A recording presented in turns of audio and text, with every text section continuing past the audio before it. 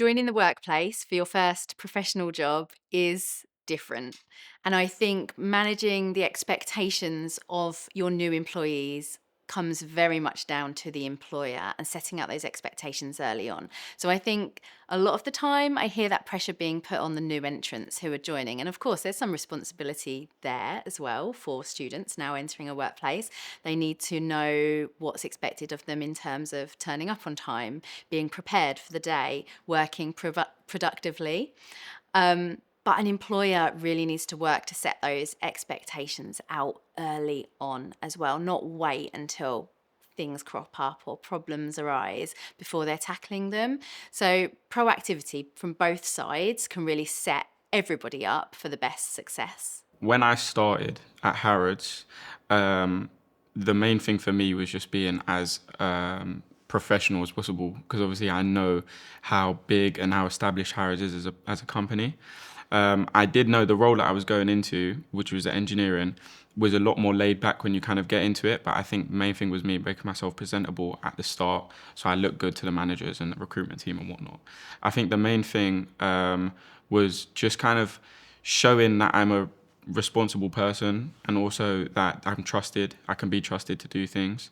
Also about like you said, saying the right things, not coming off as too laid back, but also coming across as approachable and someone that's easy to talk to.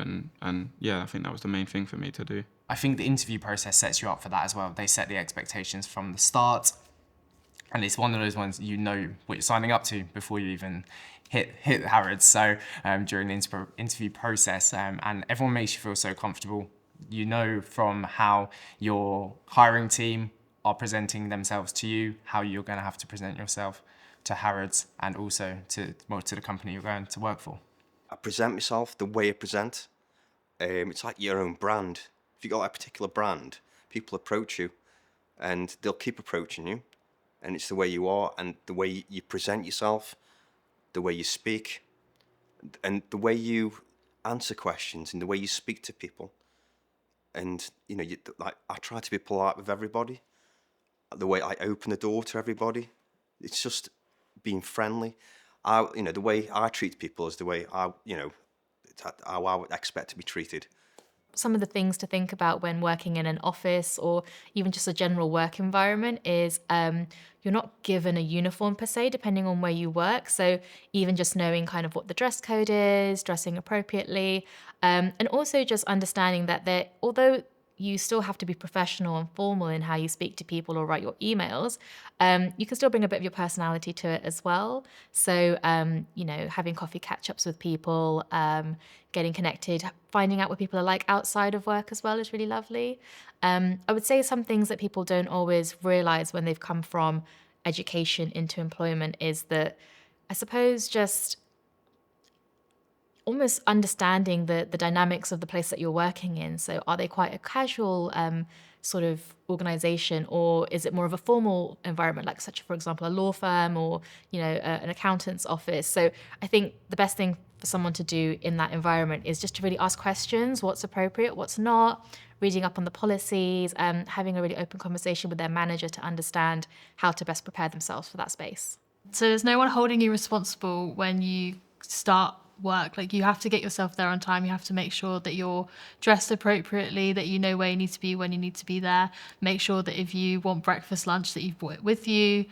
Make sure that you know how to appropriately talk to people, so the way that you talk to your friends is not the same way that you would talk to your colleagues and your managers. As well, something that's different from when I was an apprentice is there's a lot more social media now, and that can have an impact on your business etiquette. So you make friends with people at work and you might add them on social media, then they can see what you post. So it's just thinking about that outside of work as well as within the business, because now I'm managing the apprentices, I've seen them get themselves into sticky situations where maybe they've done something they shouldn't have done outside of work, but it's kind of brought inside of work, and we have to help them deal with that. I think as a young person going into the workplace, just really need to be aware of, what's that kind of dress code, and what's kind of appropriate maybe for the environment that I'm in. But I think as well in terms of etiquette, being punctual, being places on time in any aspect of life, that's an important thing. People don't want to be left waiting, and it's only polite to do that. And then I think just in things like meetings, contributing, not over contributing, but having the confidence to ask questions and not being afraid to ask questions. But also, just being aware that you've got people that have been in the business for a lot longer than you. And so actually they've got loads of really good advice and experience. So I think there's a few things from dress code right the way through to how you talk to colleagues and how you appear in meetings that are probably worth considering. I think the best thing to do as a graduate or apprentice joining the workplace is really look at your colleagues. So what behaviours are they showing? What are they wearing?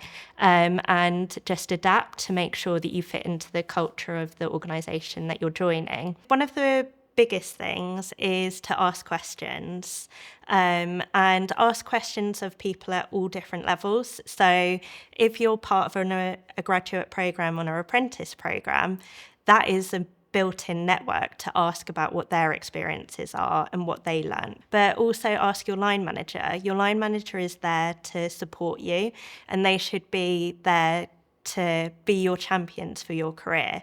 So if anything's unclear, make sure to always utilise that resource. It's that level of professionalism that you can get away with when you're at school. You can turn up a little bit late. You can send an email that's maybe not as appropriate and professional as one might expect. But when we're moving into early careers, I want someone to be a few minutes early. I want someone to or put their hand up to if someone seems that they're a little stretched too thin, and to show that drive to just get stuck in and get excited and learn more about the business or industry, wherever it might be. Going from education to working, you have to be very, very punctual. In school, obviously, it's very important to be on time to your lessons and everything like that, but you have to be understanding of other people's working schedules. It's not just about you in the workplace.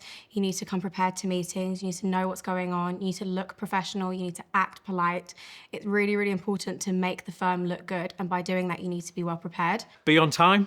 I think do your research. Find out what's the company like in the first place. Every company's different. So some companies will be quite casual, other companies are more formal. So I think find out about the company in advance. Try and reach out to someone who already works there and find out what's it like to be there. What's the kind of the ways of working in that employer. But yeah, make sure you're always on time. Make sure you're polite. Really basic stuff that hasn't changed in any time really for any employer. Obviously with school, say you're late to a lesson or something, the worst you may get is a detention, you miss a bit of your break. It's not that serious. But then when you jump to work, if you're late for a meeting or something, it's a massive deal. And that's something I wasn't really expecting. Obviously I had a slight idea that it was going to be more serious, because that's kind of what gets drilled into you at school. But just how big of a jump it is, it's massive. It caught me off guard really, but it's definitely something I've again got used to over time, been helped with a lot. I've put in measures like setting my phone clock ahead, just so that I think it's later than it is, so I'm early. Lateness is a big one. People are definitely a lot more social at work though, I feel. It's a lot easier to talk to people, ask for help, which is, it's nice. When I came into the corporate world, I thought it was always wear suits every day, have to be punctual, make sure the tie is done. But as I grew into my team, I realized that I could be a bit more relaxed, how I kind of was used to when I was in a college environment. And now I just come into work, normal trousers, quarter zips, and obviously maybe loafers or shoes. And I feel much more comfortable in that setting, and it's allowed me to settle in with my team and also feel like I'm a part of them. Because at the start, when I did have a suit and everybody else was kind of in their form wear, it still kind of felt like I was outcasted. So knowing that I had that, that go ahead to be able to find my own quote unquote style, but still within the corporate world, was very, very appreciated. Know how to speak to certain people at each level. Let's say you had a frustration at work.